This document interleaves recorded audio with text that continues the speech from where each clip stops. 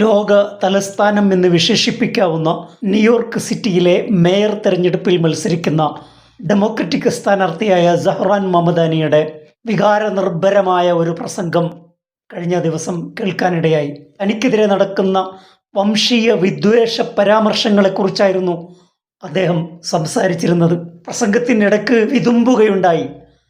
9/11 ശേഷം അമേരിക്കയിൽ ജീവിക്കുന്ന മുസ്ലിങ്ങളുടെ അവസ്ഥയെക്കുറിച്ചും അവർ കടന്നുപോയ യാതന നിറഞ്ഞ ദിനങ്ങളെക്കുറിച്ചും പരാമർശിക്കുകയുണ്ടായി. തൻ്റെ അഭ്യുതകാംക്ഷിയായ ഒരു വോട്ടർ തന്നോട് വന്ന് പറഞ്ഞു, താങ്കൾ മുസ്ലിമാണെന്ന് പുറത്ത് പറയാതിരുന്നാൽ കൂടുതൽ ഉപകരിക്കും.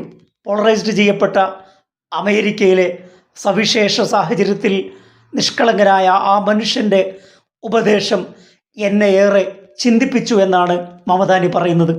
9/11 ശേഷം അമേരിക്കയിൽ ജീവിച്ച തൻ്റെ ബന്ധുക്കൾ ഉൾപ്പെടെയുള്ള ആളുകൾ നേരിട്ട തീഷ്ണാനുഭവങ്ങളെക്കുറിച്ച് അദ്ദേഹം അയവിറക്കുകയുണ്ടായി.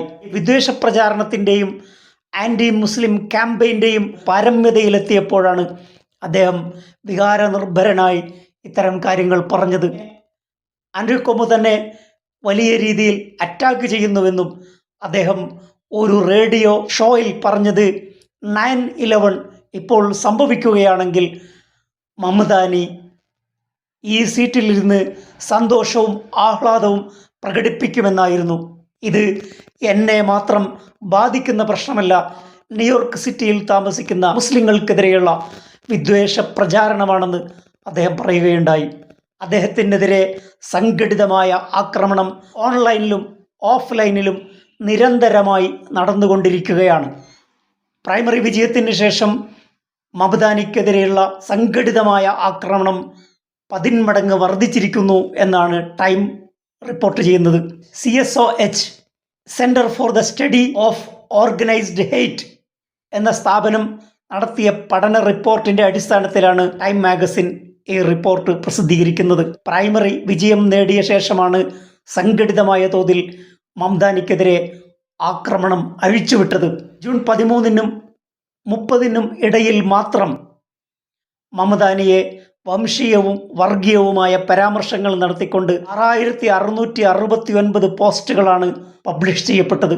ഇത്തരം പോസ്റ്റുകൾക്ക് കിട്ടിയ എൻഗേജ്മെൻറ്റ് ഞെട്ടിക്കുന്നതാണ്. വ്യൂസ്, ഷെയർ, ലൈക്ക്, കമൻറ്റ് ഉൾപ്പെടെ ഏതാണ്ട് 413 മില്യൺ എൻഗേജ്മെൻറ്റ് ഇത്തരം പോസ്റ്റുകൾക്ക് ലഭിച്ചിരിക്കുന്നു.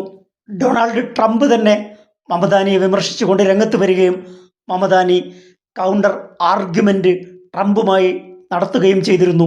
2015 ഇലക്ഷനിൽ മത്സരിച്ച് ലണ്ടൻ സിറ്റിയുടെ മേയറായ സാദിഖ് ഖാനെതിരെ സംഘടിതമായ ആക്രമണം ഓൺലൈനിൽ ഇപ്പോഴും നടന്നുകൊണ്ടിരിക്കുന്നു.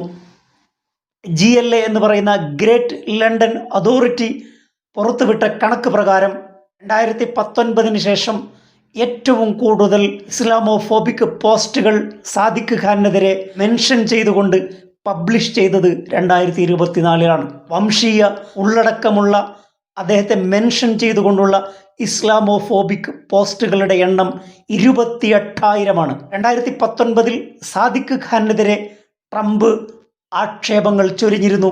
അദ്ദേഹത്തെ എ ഡിസാസ്റ്റർ എന്നാണ് ട്രംപ് വിശേഷിപ്പിച്ചത്.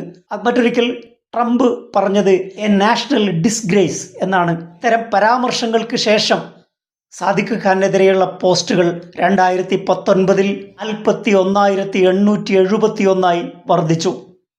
2019 ശേഷം ഏറ്റവും കൂടുതൽ പോസ്റ്റുകൾ പ്രത്യക്ഷപ്പെട്ടത് 2024 പബ്ലിക് പോസ്റ്റുകൾ മാത്രമാണ് GLA കൗണ്ട് ചെയ്തത്.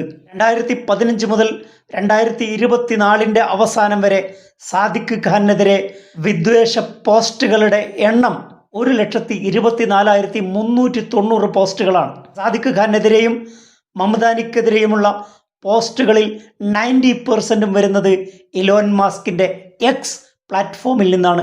നവംബർ 4 നടക്കുന്ന ഫൈനലിലാണ് ആരാണ് ന്യൂയോർക്ക് സിറ്റിയുടെ മേയറാവുക എന്ന് തീരുമാനിക്കപ്പെടുക. റിപ്പബ്ലിക്കൻ ഡെമോക്രാറ്റിക് സ്ഥാനാർത്ഥികൾക്ക് പുറമെയാണ് ആൻഡ്രൂ കൊമോ ഇൻഡിപെൻഡൻ്റായി മത്സരിക്കുന്നത്. അമേരിക്കയിലും ഇംഗ്ലണ്ടിലും നടക്കുന്ന വിദ്വേഷ പ്രചാരണത്തിൻ്റെ ഇരകളാണ് സാദിഖ് ഖാനും മമദാനിയും. 9/11 ശേഷം സപ്രസ് ചെയ്യപ്പെട്ട അമേരിക്കൻ മുസ്ലിങ്ങൾ ഒരു തലമുറ ഏറ്റവും നല്ല രീതിയിൽ എമർജ് ചെയ്തു വരുന്നത് അവരുടെ റെസീലിയൻസിൻ്റെ ഉദാഹരണമാണ്. മറ്റൊരു വിഷയവുമായി അടുത്ത എപ്പിസോഡിൽ. Bye for now. Thank you for watching.